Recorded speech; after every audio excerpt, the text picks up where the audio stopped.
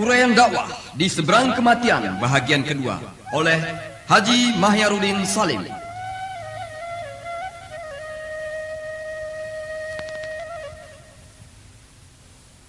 A'udzu billahi minasy syaithanir rajim. Bismillahirrahmanirrahim. Alhamdulillahi rabbil alamin. Wassalatu wassalamu ala asyrafil anbiya'i wal mursalin wa ala alihi wa ashabihi ajma'in. Amma ba'du. Rabbi shrah li sadri wa yassir li amri wahlul 'uqdatam min lisani yafqahu qawli. Allahumma rabbi adkhilni mudkhala sidqin wa akhrijni mukhraja sidqin waj'al li min ladunka sultanan nasira. Rabbi a'udzu bika min hamazati syayatin wa a'udzu bika rabbi an yahdurun. Assalamualaikum warahmatullahi wabarakatuh.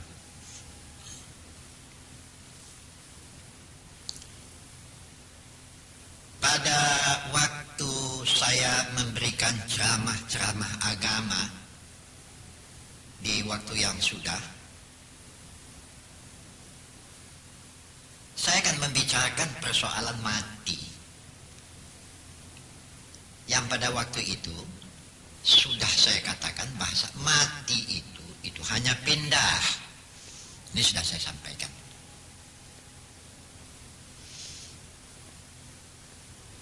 Dan tidak usah takut menghadapi mati itu, asal kita bersiap. Nah, ditanya orang, apalah persiapan yang harus saya lakukan supaya pada waktu saat mati itu betul-betul mati baiklah menghadapi persoalan-persoalan sakratil maut sampai di hadapan Allah nanti. Kalau jawab yang pendek itu ada saja. Sebetulnya ini sudah dijawab ini. Cuma barangkali terlalu singkat jawabnya. Waktu itu kan saya katakan amanu wa amilus shalihat. Iman, kemudian imanmu itu kamu buktikan dengan amal-amal yang baik. Ya, rupanya oleh sebahagian dengan kalimat yang begitu pendek jawabnya, rupanya tidak begitu memuaskan. Lantas cobalah terangkan lebih lanjut, agak perincilah sedikit. Itu amilus shalihat itu apa-apa itu. Baiklah kalau begitu, saya jelaskan pula ya. Modal yang pertama, mengadakan hubungan dengan Allah selalu. Itu modal yang pertama ya. Orang yang tidak mengadakan hubungan dengan Allah selama hidup di dunia, apapun yang dibikinnya, kebaikan yang lain di dunia ini, itu nilainya di sisi Allah tidak ada. Adakan hubungan. Kan selalu disebut-sebut, selalu kita dengar oleh banyak pendakwah, bukan saya saja. Kata-kata hablum minallah, hablum minan nas. Hablum minallah, mengadakan hubungan dengan Allah. Modal utama mengadakan hubungan dengan Allah salat. Wah, itu betul-betul saya tekankan itu ya. Itu mengadakan hubungan dengan Allah. Salat itu merupakan mengadakan hubungan dengan Allah. Kalau salat ini yang tidak ada, wah ini sudah kacau persoalannya inilah. Sudah nggak bisa ditolong lagi lah kalau sudah macam ini nih. Kalau hubungan dengan Allah itu yang tidak ada. Coba lihat nanti hadis riwayat Baihaqi. As-salatu imaduddin Faman aqamaha faqad aqamad-din wa man hadamaha faqad hadamad-din. Itu modal ya. Salat, sembahyang, salat ya. Itu merupakan tiang dalam beragama. Orang yang tidak melakukan salat, ini berarti dia sudah meruntuhkan agama yang ada pada dirinya. Dia sendiri meruntuh agama yang ada di dirinya. Itu artinya itu. As-salatu imaduddin. Ya, itu merupakan tiang. Rusak ini, rusaklah sama sekali.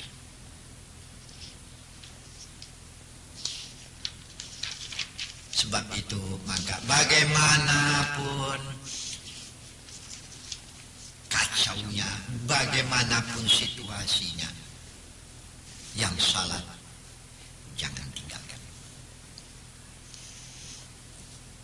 Jangan dianggap enteng, jangan dilalai-lalaikan ya. Barangkali kita semua hafal dengan ayat fawailul lil musallin alladzina hum an salatihim sahun. Barangkali semua kita hafal ini ya. Ini ayat di mana ini? Ara'aital ladzi yukadzibu biddin. Betul. Ara'aital ladzi yukadzibu biddin fadzalikal ladzi yad'ul yatim wa la yahuddu ala ta'amil miskin fawailul lil musallin. Hanya ini saja yang saya mau bicarakan. Fawailul lil musallin alladzina hum an salatihim sahun. Maka wilah, celaka bagi mereka-mereka yang sudah diwajibkan dengan wajib salat, lalai dalam pelaksanaannya. Lalai. Jadi kita tidak membicarakan orang yang tidak salat ya. Kalau tidak salat, wah sudahlah. Dan lebih kacau lagi ya. Ma farqu bainal muslim wal munafiq illa bi tarkis salat. Fa in tarakaha jahidan liwujubiha kana kafiran. Wah, ini kan kasar ini ya. Perbedaan seorang muslim dengan seorang munafik perkara meninggalkan salat inilah. Kalau mengaku Islam kan mudah saja. Kalau sengaja ditinggalkannya, mengingkari kewajibannya, wah ini kalau dikatakan kafir nanti terlalu tajam ini ya. Tidak patuh, tidak mengadakan hubungan dengan Allah. Ya salat ya. Salat orang yang lalai. Celaka ya. Ya tentu saja kecelakaannya akan dihadapinya ini. Kalau lalainya terlalu parah, ya parah pula lah celakanya. Kalau lalainya cuma lalai sikit-sikit, ya parahnya pun sikit-sikit pula lah. Ya. Serupa saja dengan penyakit ini. Ada yang sakit demam. Oleh orang tua-tua kita dulu, apa namanya ini? Demam-demam puyuh katanya. Demam-demam puyuh itu belalang lewat tekannya juga. Dia demam, tapi seleranya mau saja ya, tak patah seleranya. Makan begitu juga. Ada yang parah kali, bangkit pun tak bisa. Jadi wail seseorang itu, celaka yang dijumpai oleh seseorang itu, tingkatnya juga tidak sama. Menengok lalainya lah. Sampai di mana lalai salat daripada seseorang itu. Ya. Kalau lalainya sampai tinggal sama sekali, ini sudah parah kali lalainya ini. Jadi bergantung kepada kita lah. Dan kita tidak bicarakan orang yang tidak salat. Kalau tidak salat sama sekali, wah ini bukan lalai lagi, entah apa lagi pun namanya ini. Ya. Kan ada juga orang yang mengulur-ngulur waktu begitu ya. Sudah masuk waktu, ya, tapi dia masih tunggulah. Nah, ini masuk lalai. Sembahyang juga. Inna afdalas salah li awwali waktiha. Hendaknya masuk waktu, kita siap. Nah begitu. Kan ada juga orang yang masuk lalai juga ini namanya. Kadang-kadang lupa dia dengan rakaatnya ya. Ini sudah 3 rakaat atau sudah 4 rakaat itu. Nah, itu masuk lalai juga itu. Jadi tidak sama. Iman orang itu juga tidak sama ya. Ada yang iman orang itu cukup tebal. Ada yang tipis. Lalai ini juga begitu. Orang yang sudah diwajibkan salat, lalai dia di dalam salatnya. Dia akan menemui wail. Wail itu artinya celaka boleh, kerugian boleh, kebinasaan boleh. Ya apa yang cocok lah nanti ya. Ini sama sekali ada hubungannya dengan persoalan di seberang kematian. Ibnu Abbas di dalam keterangannya. Ini saya kutip dari kitab Yuaqit wal Jawahir ya. Saya kutip dari sana ini. Apa katanya di sana? Mereka yang sewaktu hidupnya di dunia lalai dalam pelaksanaan salatnya, dia akan menjumpai 15 wail. 6 wail itu langsung akan dijumpainya sewaktu dia masih hidup di dunia lagi. Masih di dunia lagi, 6 wail itu sudah dijumpainya. Waktu hidup di dunia lagi. 3 wail lagi itu akan diterimanya pada waktu sakratil maut. Nah ini sudah meladis di seberang kematian ini ya. 6 wail di dunia. Kalau 6 yang di dunia ini dijumpainya di dalam kehidupannya, obatnya hanya satu saja.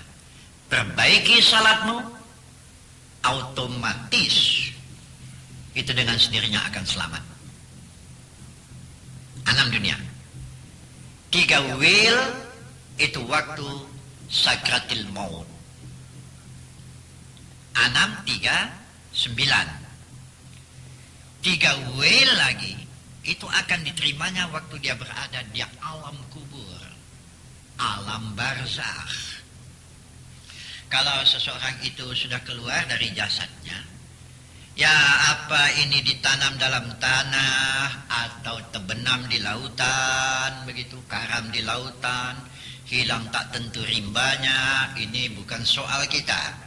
Tapi apabila mereka sudah mati, keluar dia daripada jasadnya yang kasar, pada waktu itu dia dinamakan alam kubur atau berada di alam barzakh.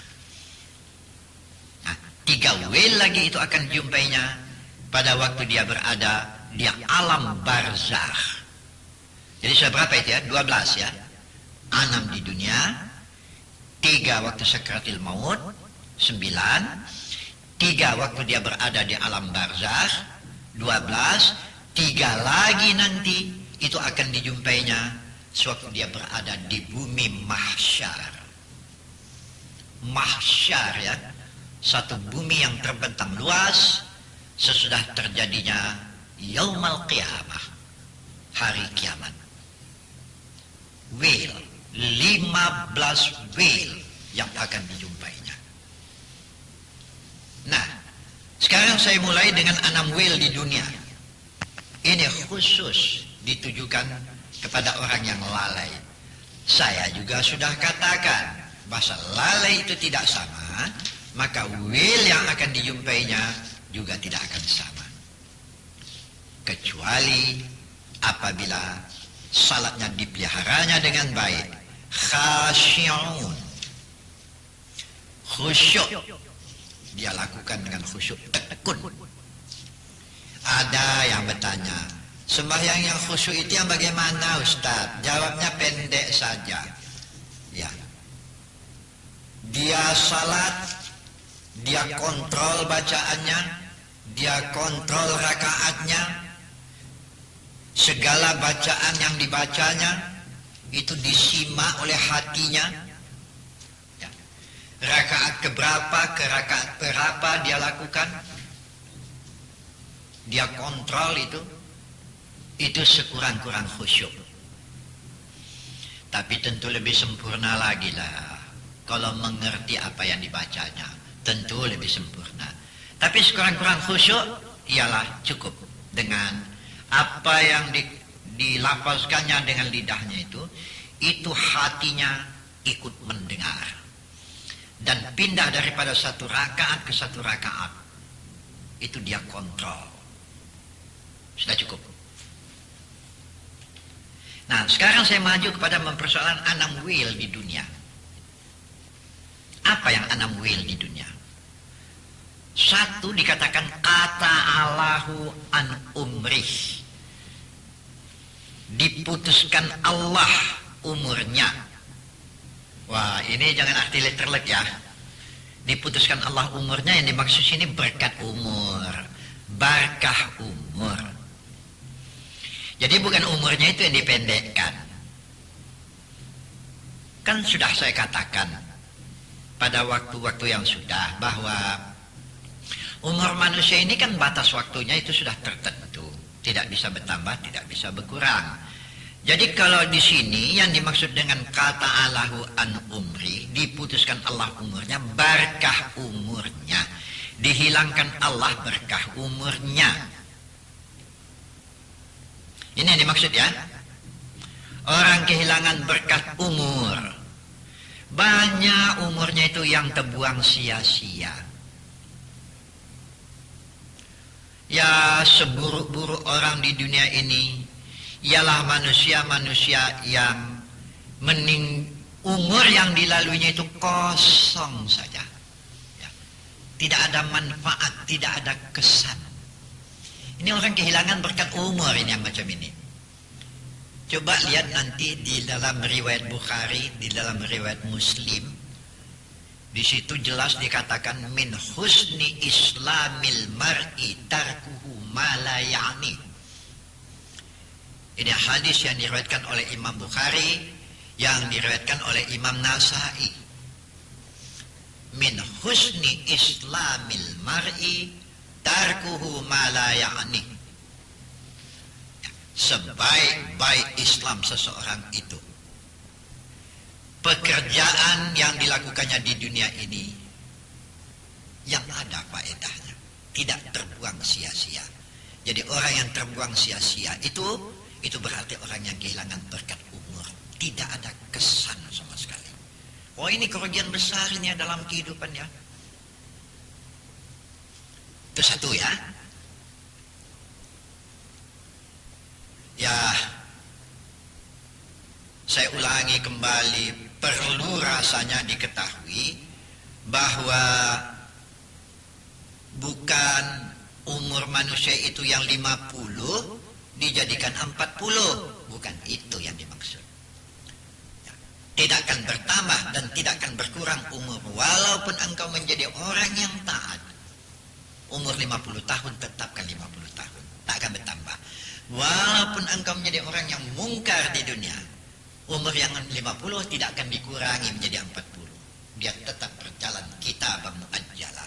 Jadi yang dimaksud di sini adalah kehilangan barakah umur. Ya, kosong saja.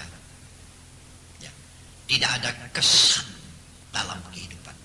Hendaknya kita hidup di dunia ini, hidup kita itu punya kesan. Sekurang-kurangnya ada mempunyai kesan kepada keluarga. Jangan kurang dari itu maunya. Nanti kan sampai pula kalau cuman makan minum saja yang dipikirkan di dunia ini. Nah, ini sampai kepada macam binatang nanti aja kita lagi ini. Yang hidup hanya memikirkan makan, hanya memikirkan minum, seks. Itu saja yang dipikirkan di dunia ini. Nah, timbul lagi kalimat, apa ubahnya dengan binatang orang macam ini? Ya, kan kasar lagi misalnya terdengar ini. Macam mana lah kalau tak dibilang macam itu, kadang-kadang tak mau mengerti orang bagaimana. Dibikin perbandingan macam ini. Itu macam binatang tuh, umurnya tuh habis saja untuk makan, untuk minum. Habis saja untuk seks ya, dia sama dia. Asal mau. Kalau begini hidup manusia, ini orang kehilangan berkat umur namanya ini. Satu. Nah, celaka yang kedua, will yang kedua. Kata Allahu an rezeki, kehilangan berkat rezeki. Ini serupa saja dengan umur. Ya. Orang yang kehilangan berkat rezeki itu rezeki yang diperolehnya ya, bukan dikurangi Allah, enggak ya. Rezeki yang 50 perak karena dia tidak sembayang dijadikan Allah 30 perak, enggak, yang 50 dapat juga sebanyak yang sudah menjadi ketentuan Allah untuk dia, itu tidak dipoklai Allah, enggak, 50 dibagi. Jadi apa yang dimaksud di sini? Seperti umur juga. Kalau tadi kehilangan berkat umur, ini kehilangan berkat rezeki. Tidak ada kesannya. Habis tak tentu saja duitnya. Segala rezeki yang diperolehnya terhambur saja kepada hal-hal yang tidak ada manfaatnya. Kalau terbuang ke tempat yang tidak ada manfaatnya, tapi tidak menimbulkan dosa, masih lumayan. Walaupun itu sudah rugi ya. Tapi kalau sempat keluarnya kepada tempat yang maksiat, wah ini sudah. Entah apalagi lah celaka yang akan dijumpainya ya. Hilang, habis, tak tentu saja. Kalau sampai kepada yang mungkar, azablah yang akan diterimanya. Ya, harta habis tidak tentu. Tiba malaikat maut, yang dikumpulkan dibagi-bagi orang, kita ditekan sampai malaikat di dalam kubur menghantam. Aduh, janganlah sampai begini. Ya, perlu juga saya terangkan di sini ya. Bahasa umur dan rezeki kan dua tadi ya. Umur, rezeki itu kan selama hidup di dunia itu memang sudah ada ketentuan Allah. Itu tidak akan berkurang, tidak akan bertambah dari jatah yang sudah ditentukan oleh Allah. Berapa yang akan diberikan Allah itu sudah ada. Jadi jelaslah bahasa yang dimaksud dengan ceramah yang saya sampaikan sebentar ini ialah kehilangan berkah umur. Efek akibat daripada kehilangan berkah umur, efek atau akibat daripada orang yang kehilangan berkat rezeki itu menimbulkan will yang ketiga, kehilangan sari wajah, bastul wajhi. Ini akibatnya ya, bastul wajhi,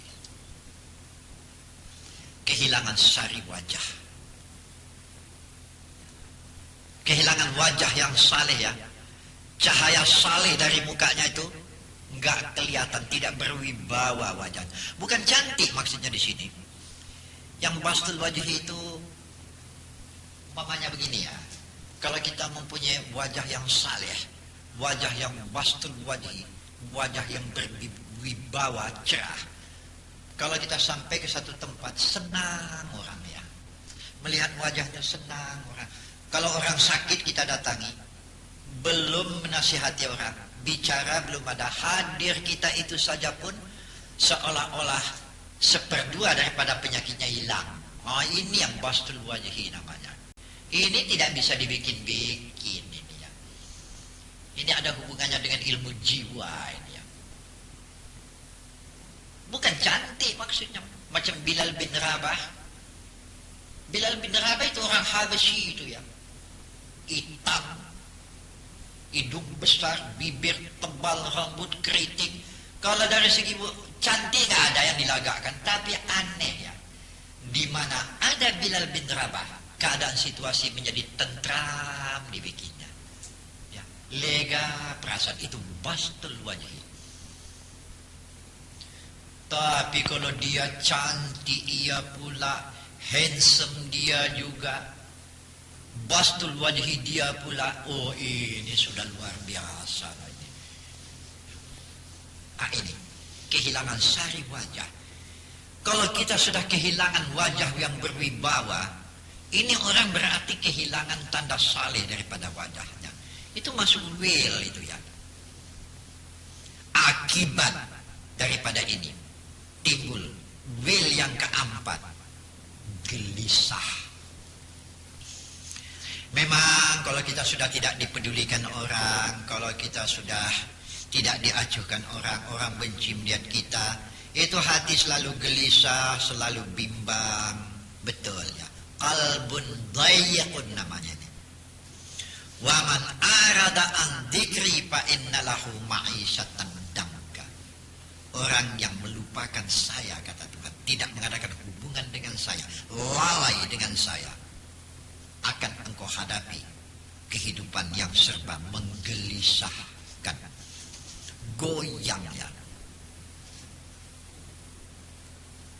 Laisal ghina an kanzil mal, walakinnal ghina ghinaul qalbi. Kebahagiaan itu tidak terletak pada tumpukan harta, bukan. Tidak boleh kaya, silakan menjadi orang yang kaya. Kebahagiaan tidak terletak pada kekuasaan di tangan, bukan. Tidak boleh jadi orang yang berkuasa, silakan. Tapi Nabi mengatakan kebahagiaan terletak pada jiwa yang tentram. Kalau jiwa yang tidak tentram, alah, semua dapat dibeli ya, banting kiri, banting kanan, tapi jiwanya yang tidak tentram, tempat tidur yang begitu empuk, tapi tak mau tidur, mata mengantuk, tidur tak mau, perut lapar, selera patah, manalah enak hidup macam ini. Ini orang yang will namanya. Kehilangan berkah rezeki, kehilangan berkah umur, ya, mengakibatkan kehilangan wajah yang saleh, dan mengakibatkan will yang keempat, qalbun daikun, gelisah. Ya, nanti kita teruskan ya. Sebentar lagi kita teruskan. Ya, yang ini sampai di sini dulu ya. Pusi kita sebentar. Ya, assalamualaikum warahmatullahi wabarakatuh.